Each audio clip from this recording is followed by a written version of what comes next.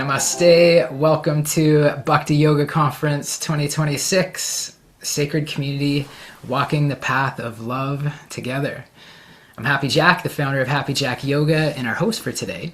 And this is our second annual gathering, bringing together over 40 monks and scholars and musicians, chaplains, and spiritual leaders from around the world.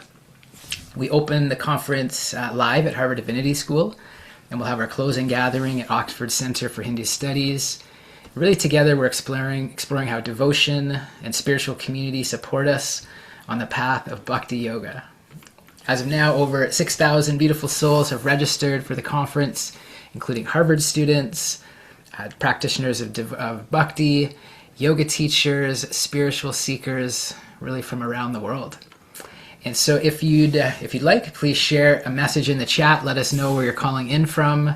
And really, wherever you're calling in from, thank you for being a part of this global Sangha. It's now our honor to welcome to the virtual stage our speakers today. Please welcome Kulapradipa Prabhu and Jahnavi Harrison. It's such an honor to have you. I'll read a little bio and then we'll bring them on to engage. So for those who don't know, Jahnavi Harrison is a musician, a writer, an artist, and practitioner of Bhakti Yoga. She spent her formative years at Bhaktivedanta Manor in England, in a rich environment where mantra chanting and sacred art were a part of everyday life. With a background in Western and Eastern classical music and dance, she has tried to pursue a path of self-realization and service through artistic expression. For nearly 20 years, she's offered her voice and violin playing in the performance of original spiritual music and mantra kirtan in diverse venues all around the world. She aspires to create art and facilitate experiences which heal, which uplift, and nourish the spirit. Now based in California, she regularly leads live gatherings, sound bath experiences, concerts, and retreats.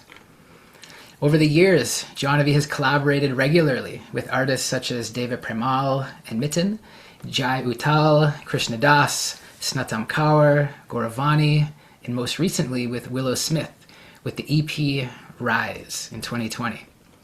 Her album Into the Forest was released in 2024.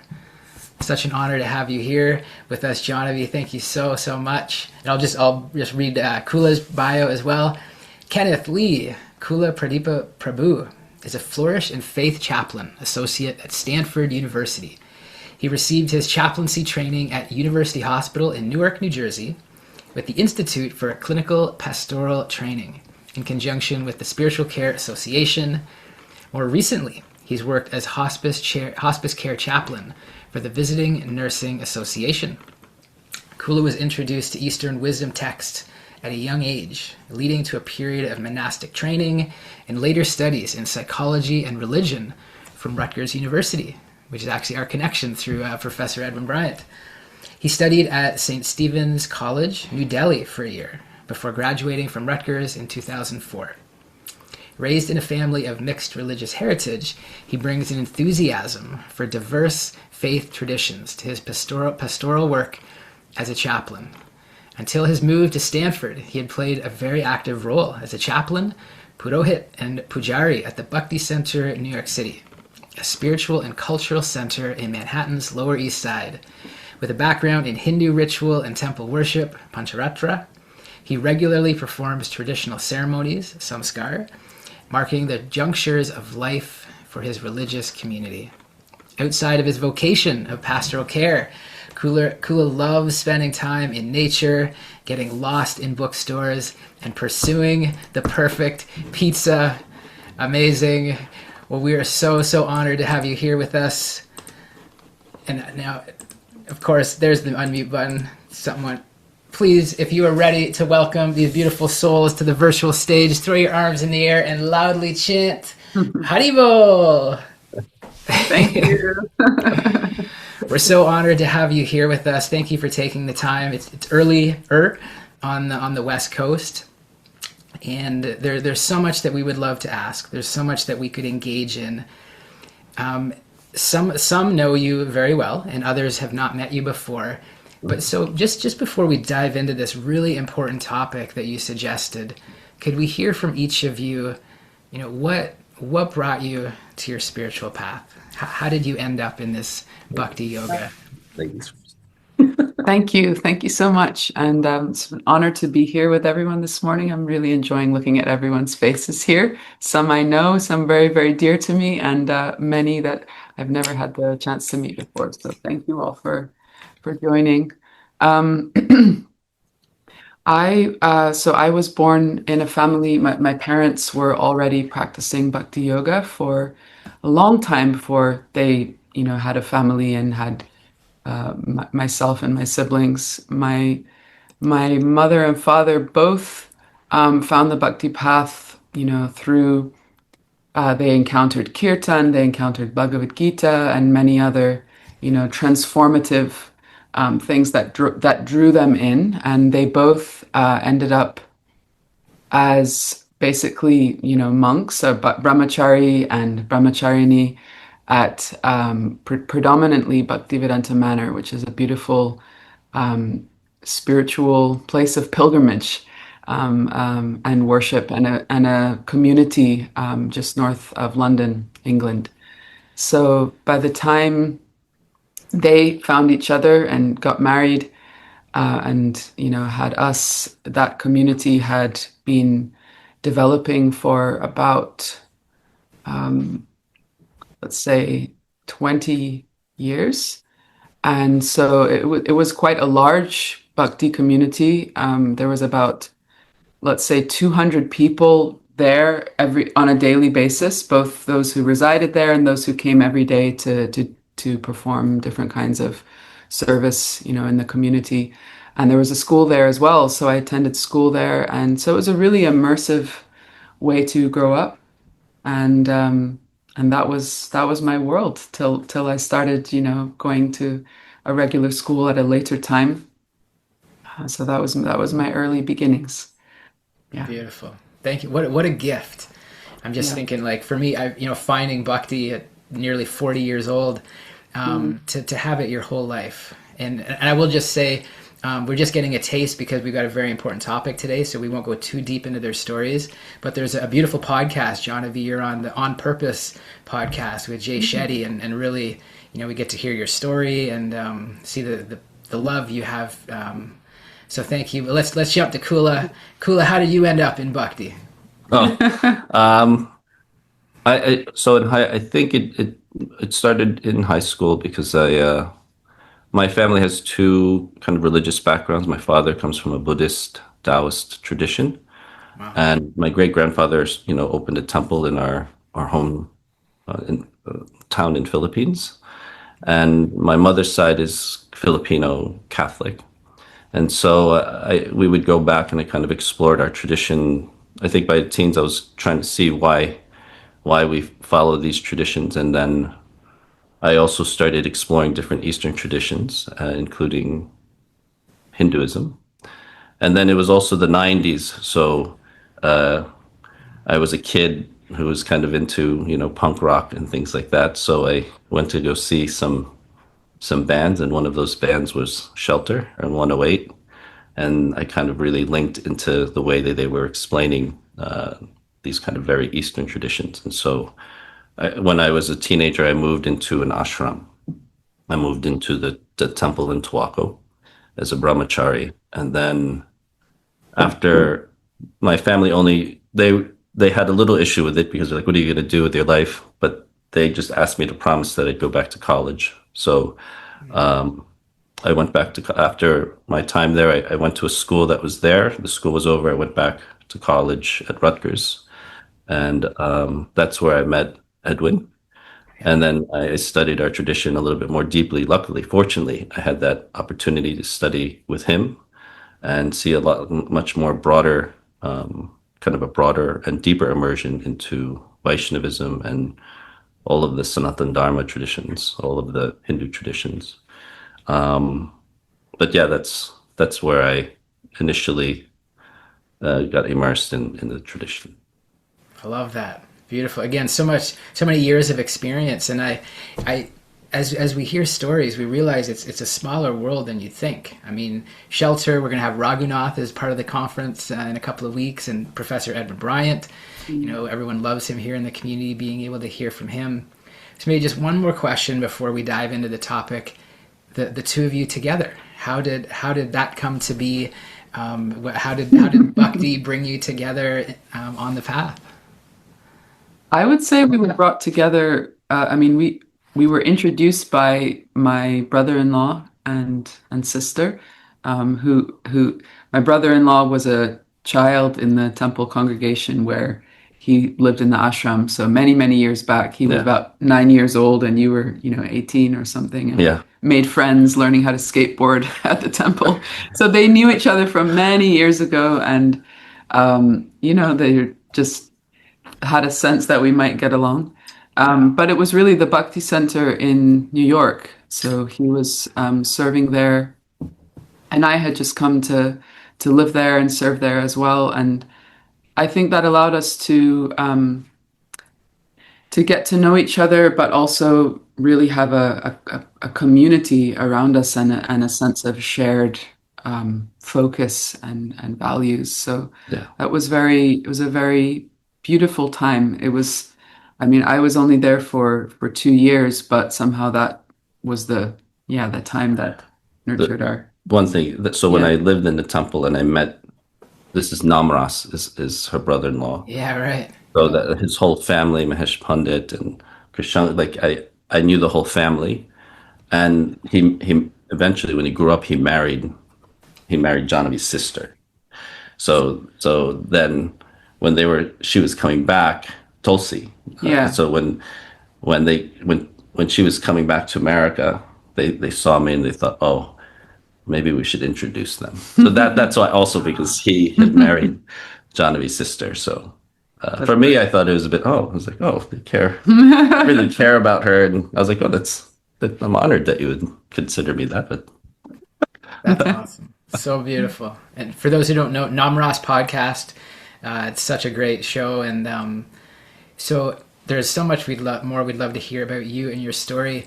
But the topic that you proposed just felt so relevant and so important. So the session is hard times, family, community, and religion in uncertain times. And maybe just kind of opening it up, like what is on your heart at the moment? How did this title get revealed? Yeah, what is on your heart right now with regards? Well, I think it just seems like I know that in the work that I'm doing at Stanford, it's a very unstable time where a lot of people are feeling concerned about whether it's global politics, whether it's an outbreak of war, unusual weather patterns. But also, here in America, we're having kind of an internal, unstabilized kind of feeling about things like immigration and we're very polarized. And within the community, there's also, like within the community of the International Society for Krishna Consciousness, there's also like division, and there's also history, of course, that maybe and sometimes haven't been discussed enough publicly. But these kind of things, they carry on this kind of weight of trauma, these feelings of not being heard or not being discussed, not being brought up. They kind of carry on. And so that's why I think I said family, or I thought the title was Family, Community, and Religion in uncertain times. And it just seems to be a very pervasive topic. And we talk about it almost regularly, like daily. There's no shortage of things to discuss about how things are. And I don't know. Some people would say this is just the way the world is, but it feels like it's been a hard couple of years in the world. Yeah, well, we appreciate that. And I mean, as we were talking about before we went live, like just having a space where we can be in dialogue and we can share our hearts, and even if we can't, snap our fingers and fix everything, like just having a safe space where we can have the conversation. For you, Jahnavi, what comes up for you? I feel like one of the things that starts to transition you from childhood to adulthood is the realization that things are mostly uncertain most of the time. Because when you're young, it's like if you're blessed and fortunate to have stability in your childhood, it could seem like, things sort of just go the way, or there's like a sense of safety. Hopefully, you have that as a child. And as soon as something happens, Kula's father died when he was quite young. So something like that can push you to maturity to understand, oh, the things don't really always go the way you think they're going to go. And I think, we talk a lot about, are the times that we're living in now just worse? Is it the worst that it's ever been? Or if we look back through history, is it always like this? Is it going in cycles where there's just this intensity and then something kind of, stabilizes and then it again, becomes very uncertain and unstable again.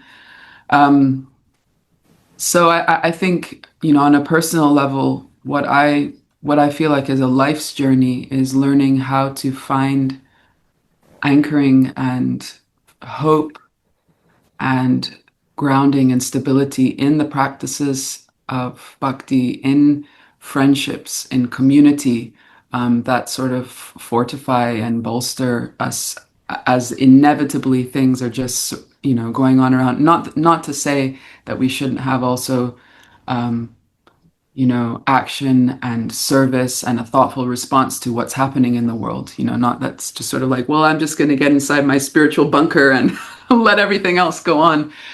But, sometimes just being in the world, I mean, very often just being in the world, seeing what's happening can be so overwhelming, desensitizing that I think it can be dangerous that we can lose hope or lose that spiritual connection, lose faith, of course.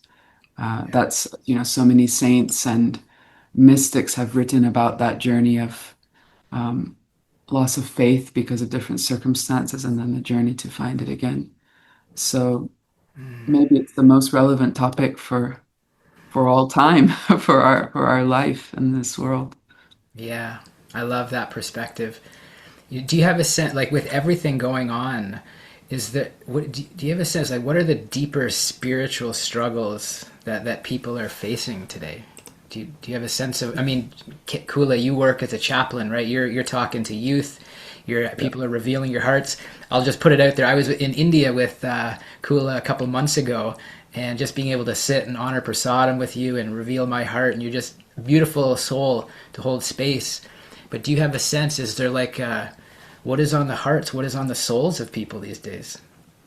I, I think, well, and I think it became more evident during COVID, the pandemic. And then recently, or at least within the last 5 years or so, like even the Surgeon General of the United States said that there's a crisis that we've not seen before, and he called it a crisis of isolation, a crisis of belonging.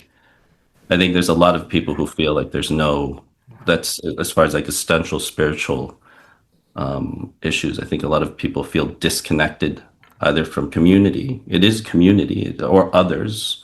They might be feeling disconnected from the things, from being able to find somebody to speak to about these things or really convey their heart about certain things. And then ultimately they could feel really disconnected from spirituality, from God, from divinity.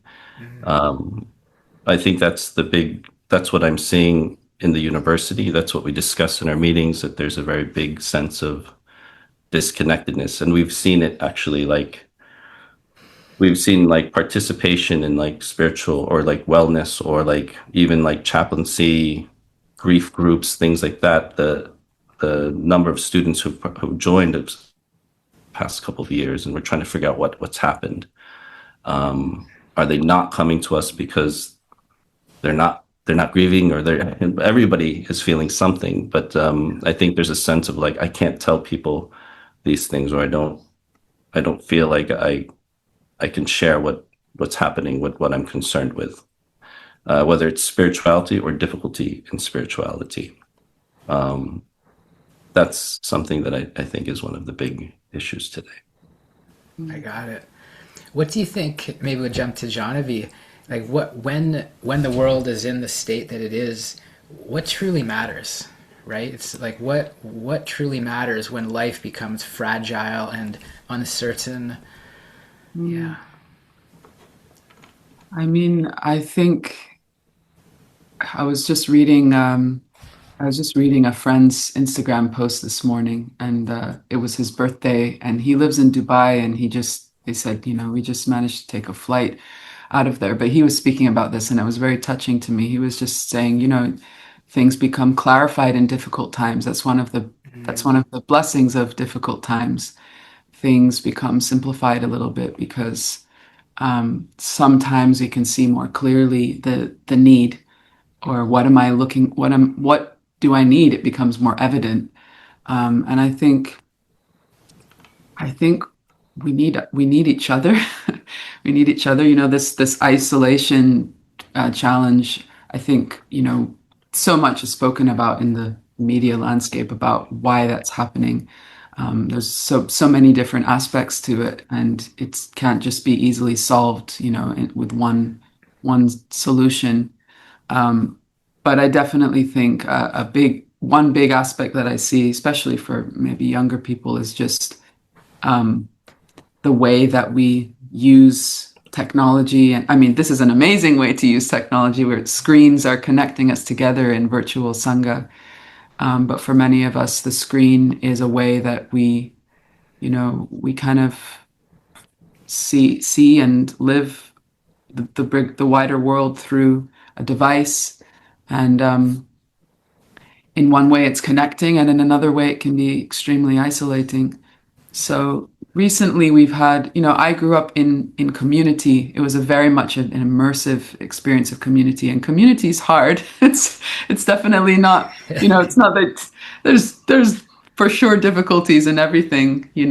It's hard to be in the village, and how close knit that can be, and everyone knows what's happening in everyone's life. But there's a real strength and love and safety also in that. And recently, when we've just been having a few in-person gatherings in our community with some of the youth, I've just been feeling like it's just it's almost like a medicinal combination, coming together with some like-minded others, as we're doing here, having a topic that's meaningful to talk about, maybe, do some spiritual practice together, whether it's, chanting together or sharing prasad. It's all written in the Bhakti text since thousands of years, and it's often said it's so simple that you can just miss it.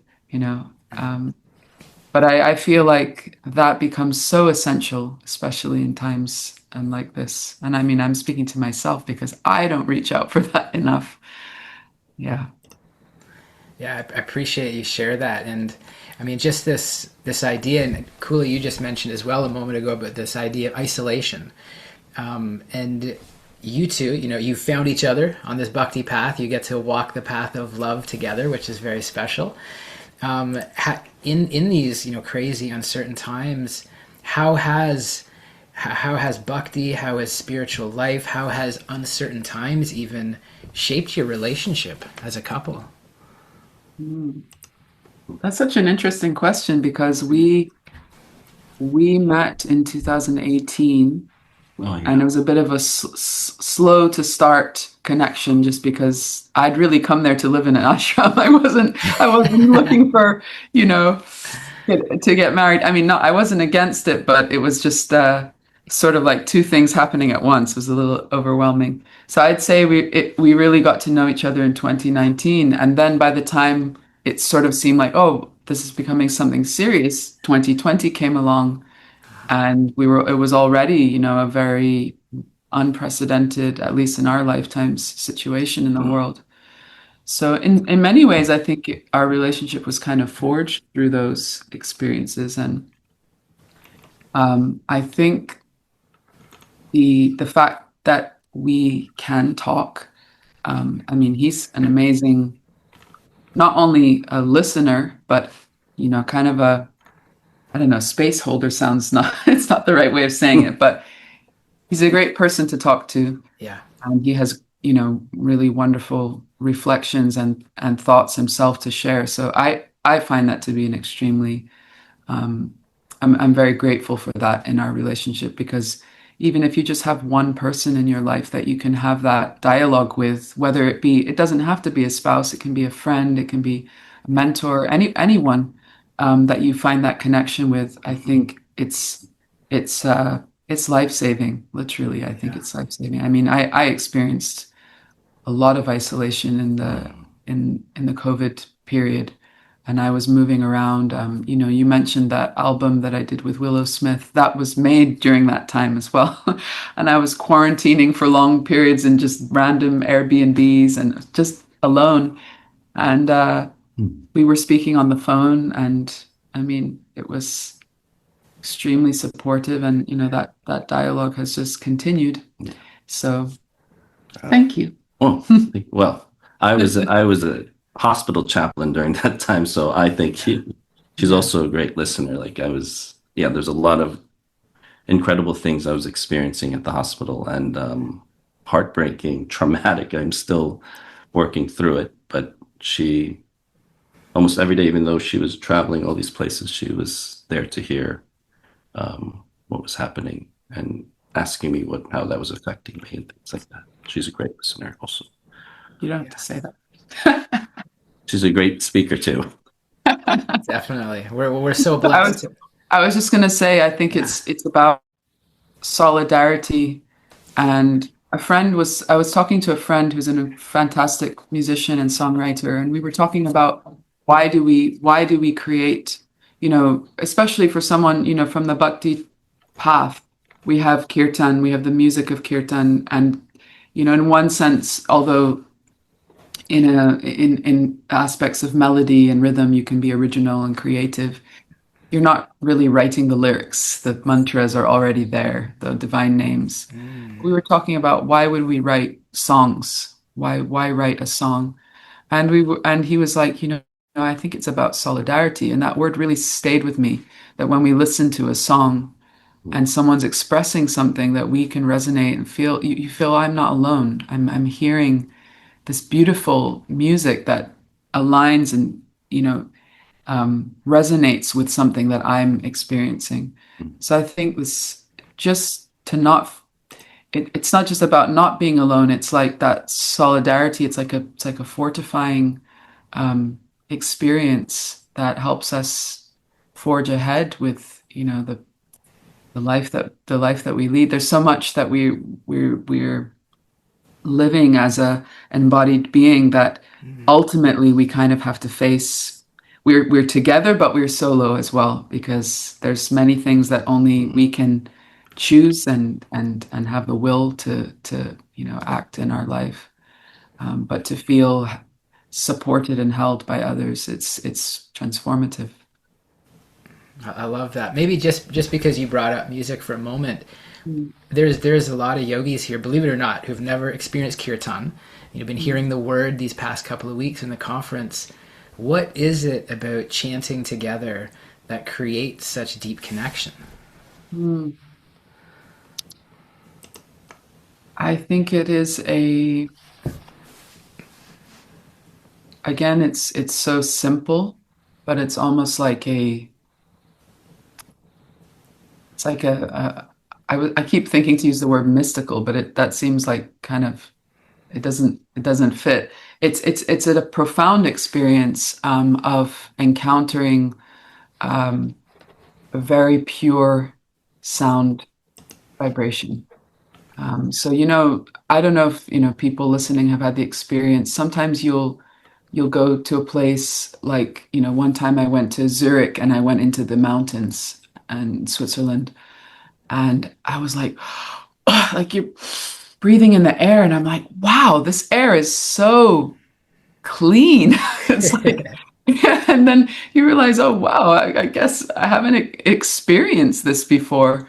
And I feel like the sound of the divine names being chanted, and I'm talking about, wherever that may be, it's not only within the sort of umbrella of Hinduism. There's infinite divine names that address that supreme being, and when we hear those chanted with devotion, it's an extremely pure sound vibration that just touches the heart and awakens something very deep. And it's difficult to put it into words. There are many great saints and writers who have articulated it in a very profound way. But I think for the average person, me included, it's hard to put it into words because it is so personal and experiential. And then to come together and do that, again, it's like we fortify, we support each other by coming together. I'm going like this because I'm thinking of the circle, you come in a circle together and sing. And it's a beautiful way of also, it's almost symbolic, when you hear human voices united together. Through that experience, I think we can become much more aligned in the rest of our life as well. There's something very, very potent about that. I mean, even if you hear a choir singing or anything, it's like the most beautiful human synergy that we can encounter, the voices together as a collective offering. So yeah, for me, there's nothing like that. And I think even though I grew up with this tradition, you mentioned that, oh, it's so amazing that, I've had that, this is part of my life from the very beginning.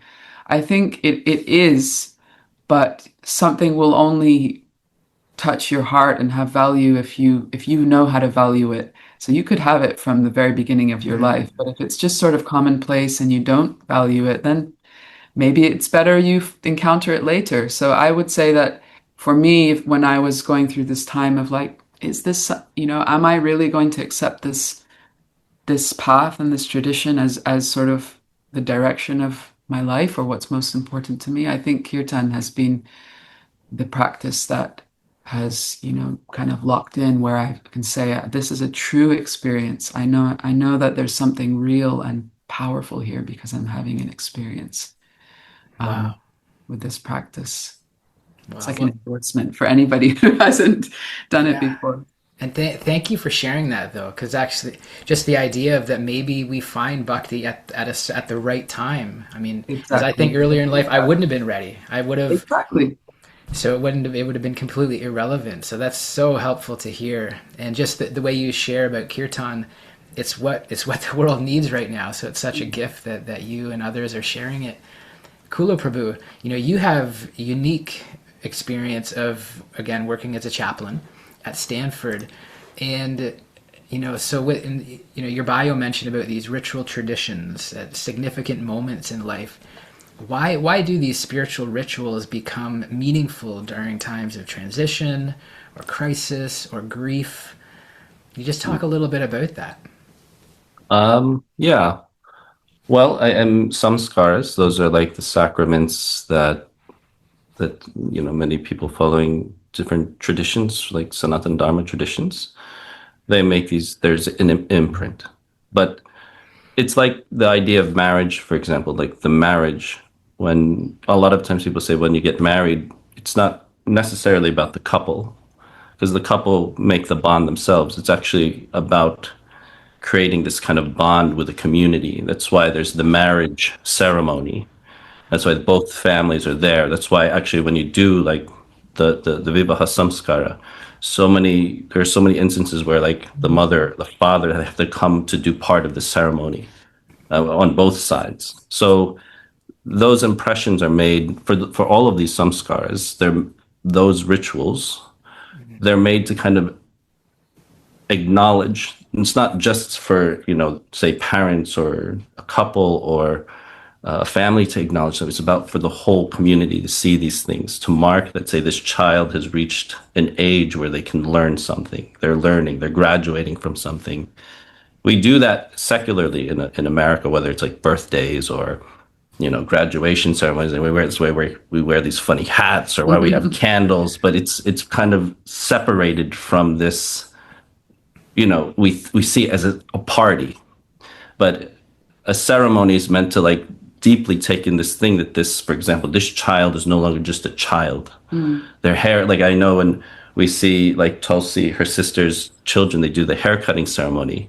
And it's almost like right after that, they just look different. They look older for some reason. They just like we realize they look so different. And the same thing, yeah, for many rituals, whether it's, acknowledging that someone is about to have a child, the mother is having a child. That's a major thing to adorn the mother with all of these like ceremonial things, the purity, the celebration. That's what those rituals for. It's a larger imprint. Also, even to the final Antyeshti and Shraddha, where the community acknowledges that this person is left. And the continuing, when you do Shraddha 14 days after, 13 to 14 days after the passing of someone. But then every year you continue these memorials of the person, because that's part of the impact of that person. So that's the impact of community and rituals. That we've been so dissociated from ritual that we think, oh, I'm so tired. Like, I don't know if I went to like Catholic school. Like you go to church when you're a kid, you're just like, oh, you want to fall asleep on the pew. You're like playing around, but there's an impact. There's a reason why rituals are there. If you connect them to the community, and if somebody leads that in that way, and includes the people that are in the audience, that's really how it should be. Like you should be understanding that we're all a part of this ritual. It's not like the people up here are doing a ritual and you're observing it. We're all part of this ritual. That's beautiful. I love that. I love how you bring it back into community as well.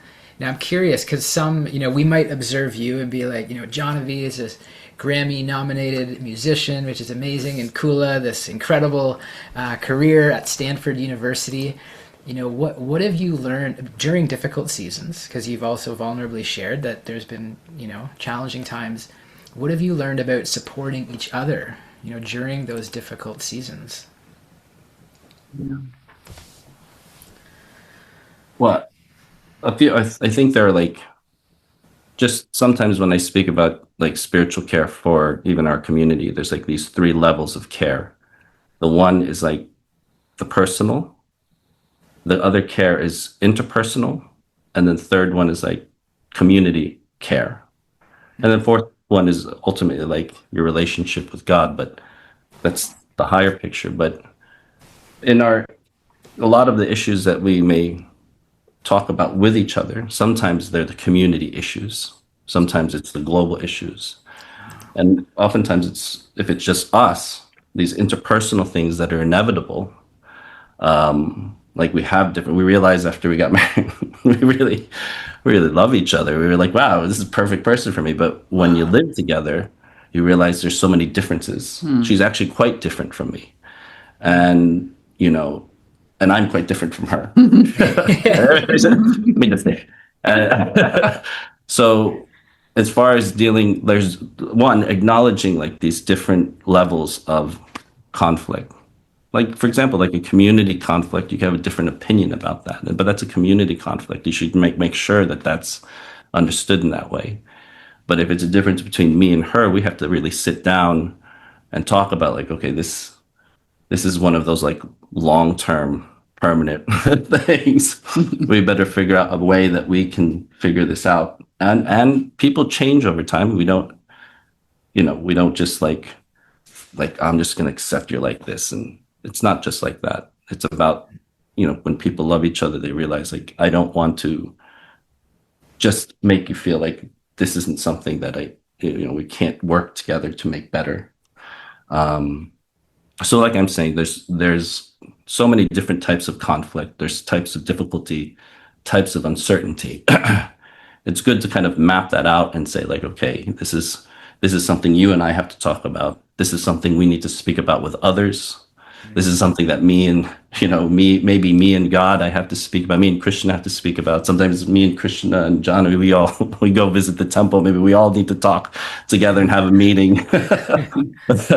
But yeah, dealing with conflict, yeah, there's different tiers to that. That's one thing I just wanted to make a point of, I was going to say that I heard, I don't remember where, and maybe it's famous, but I've forgotten the source, but there was a definition of love as being abiding concern for that object of love. So I love this word abiding, that it's just always, it's ever renewed. It's going to just be there. So I think in your question about what we learn for caring for each other, I think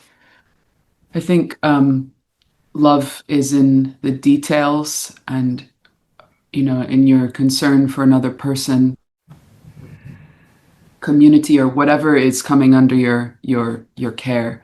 It's really being a close observer of that person or that situation, listening and really trying to be tuned in a sensitive way to understand what their needs are, what will bring them more into balance and harmony, what support is required. And I think that marriage is an incredible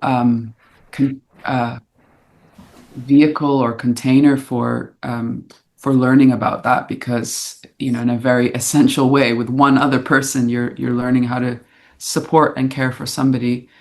And I think what we learn from that, we can apply in so many other ways as well, in service in our broader sphere. So, yeah. Just to add to that, I mean, one of the first things we learn in chaplaincy is this ministry. They call it the ministry of presence.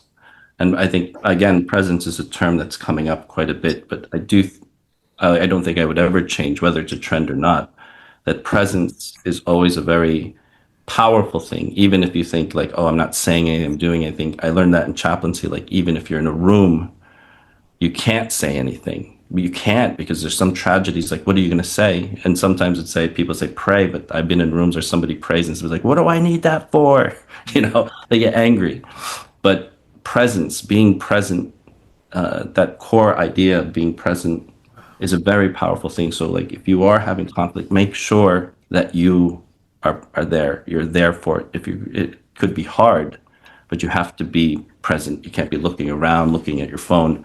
If there's something that's a serious issue to speak about, whether it's with your partner or in community, or even like in your prayer, anyway, sorry, but to speak, you have there's in the Padma Purana, there's these 10 things that you could do wrong, these offenses to chanting the holy name. But they say that the one that's the most like the one that is the worst, or the one that is the most destructive one, is pramada, which is inattention, not to be present while you're praying. Wow. So being present is a very essential, fundamental, powerful thing when you're dealing with issues. That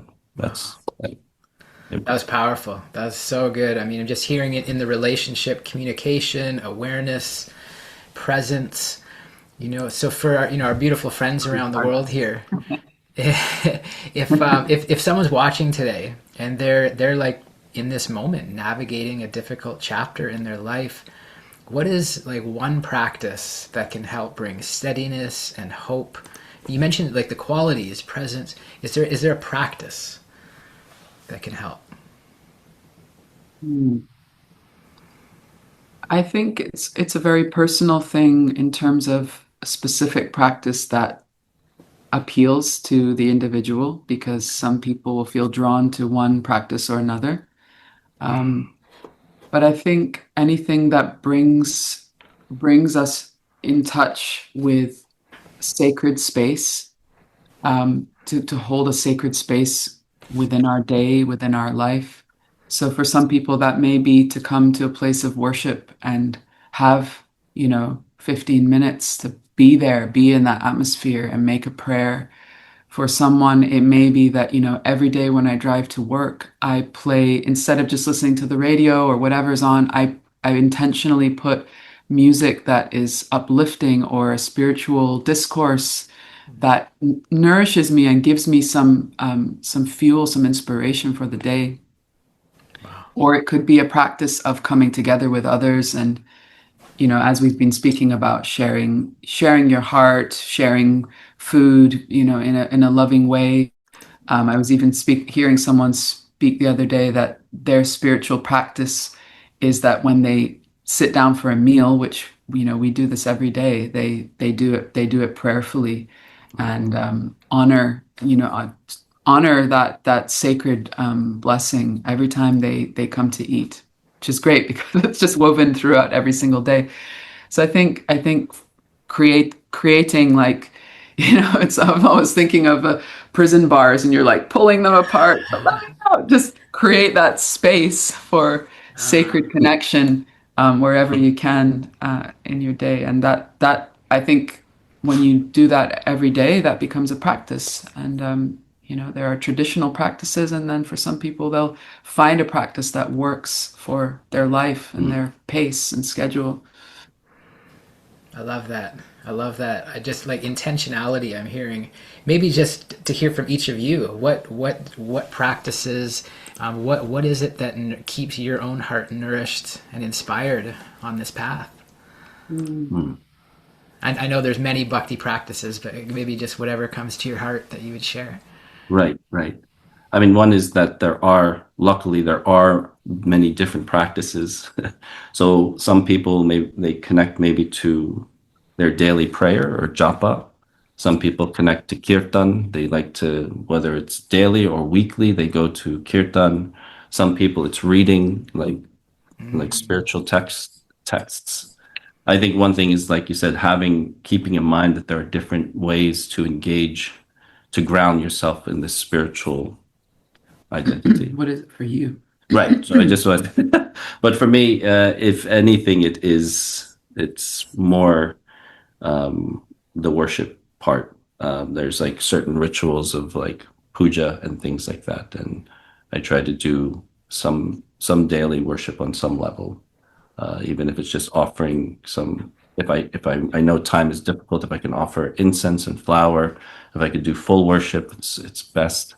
But some level for me has been my kind of access point.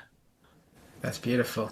And if I could even correct me if I'm wrong, but I saw a photo of you guys at the Grammys, and I think Kula was walking around with He was. beads like this. So it's always practicing, always connected.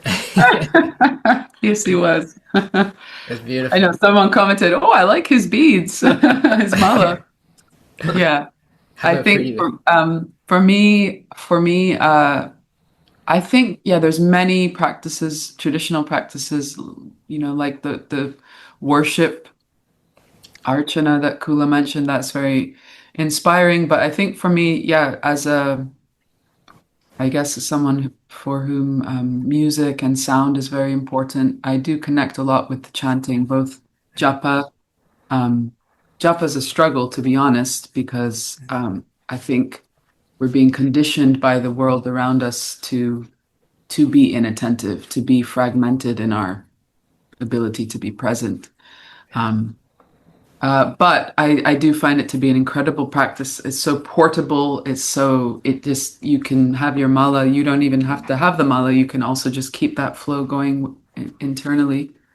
Um, the ideal with chanting the divine names is that, you may chant a set number every day as a practice, but ideally it's going on all the time internally. It's sort of like like the waves of the ocean are always breaking on the shore, that sound vibration is constantly sounding within. So I try to practice that as well when I've for many years I've been trying, when I'm falling asleep, try to do that internally, just chanting, so that it's almost a practice of like tuning in to that sound. And then for me, kirtan is amazing. It's just very nourishing, especially, not Not always, because kirtan is a communal practice.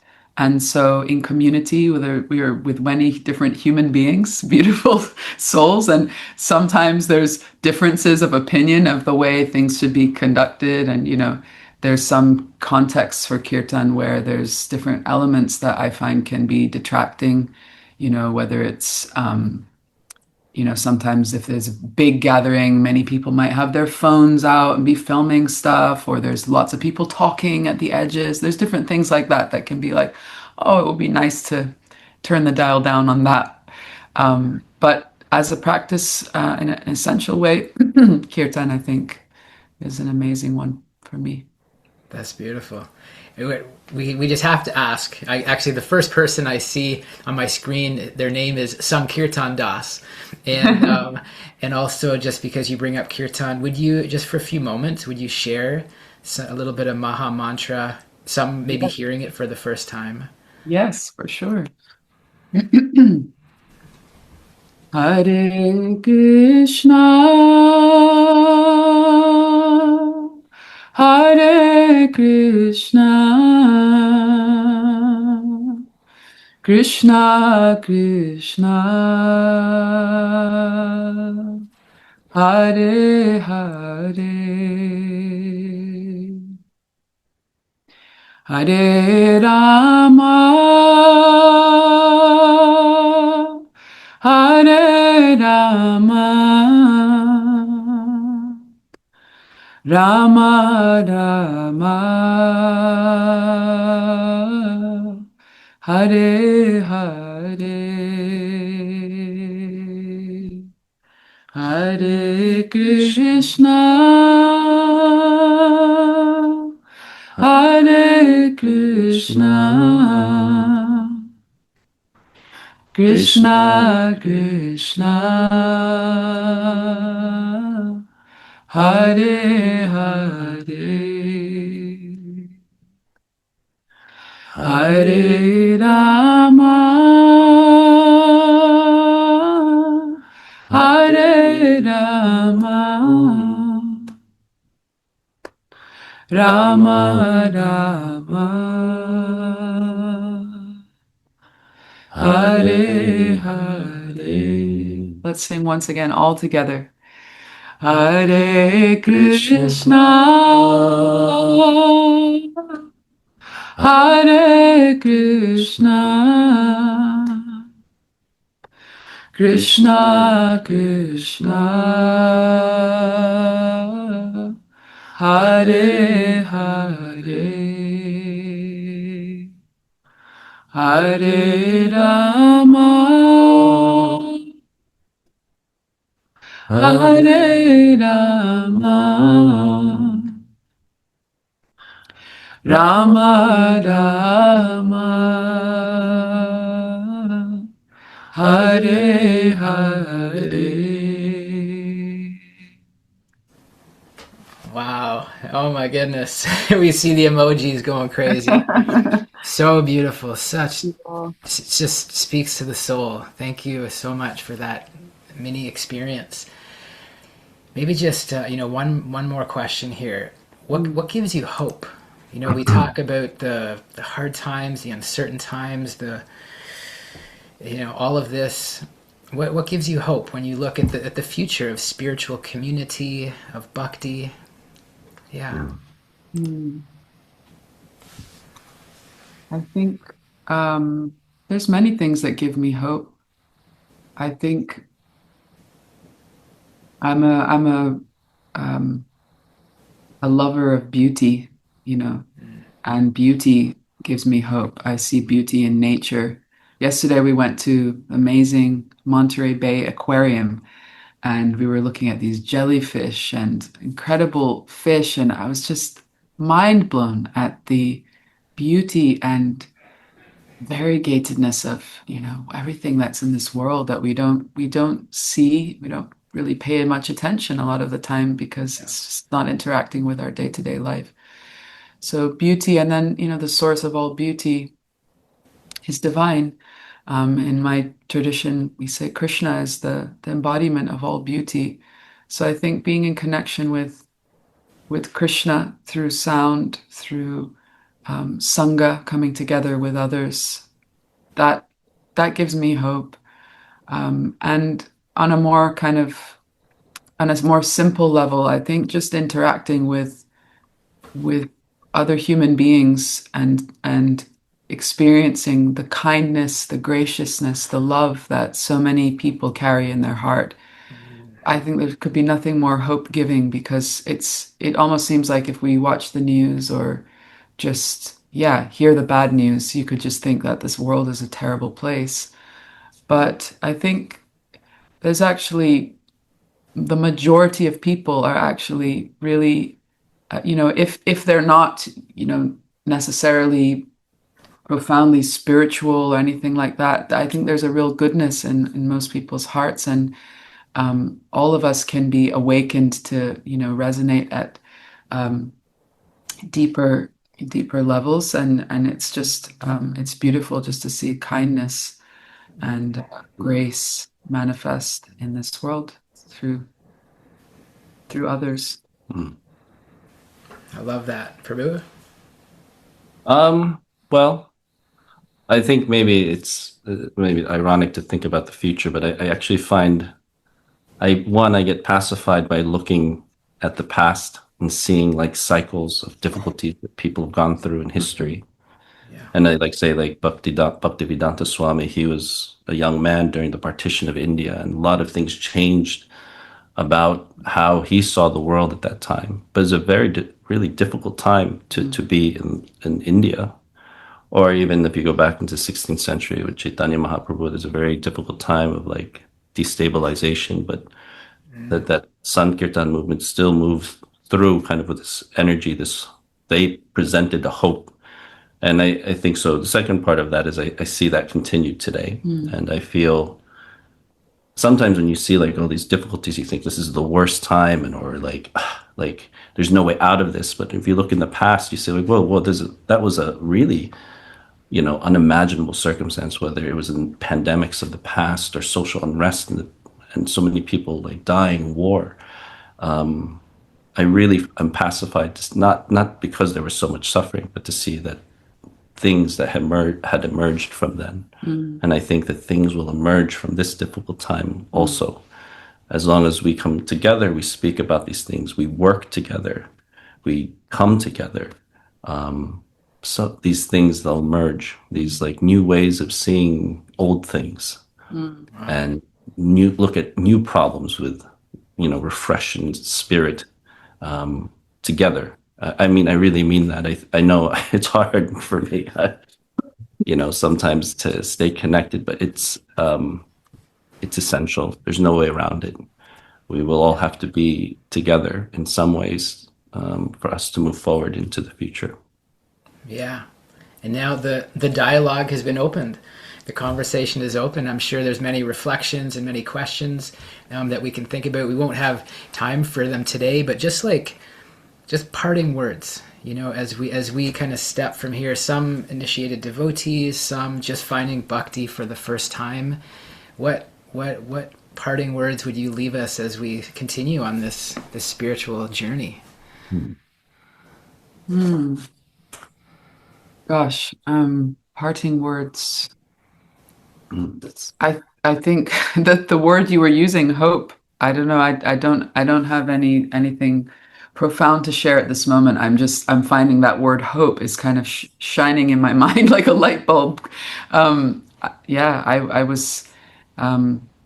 was taking part in an online conference the other day, just speaking about this exactly. How to find hope, and I think even the pursuit of seeking hope, even if we feel we don't have it, is a very worthy quest. And let's continue to search for hope and find solidarity and strength in each other as well. Yeah, Love it. I think finding those spaces for hope. Make sure that, whether you're here at this conference or you see something that you're interested in, where people are speaking about the things that you care about, or whether it's people are gathering because they don't want any kings, or or if you want to say that I disagree with this, and people, when you go to those places, people do speak about things that can change. Make sure you're going to places where people that want change, or speaking about how we could come together to make hope, like not just hope but action, or to make it realize. And by being in community, that's action. And coming together, Sankirtan is action, Kirtan is action. And yeah, just like-minded people. When they say keep hope alive, it means make it real. Keep hope, like make it active, make it a part of your life. Wow, so good. Just the words, the depth.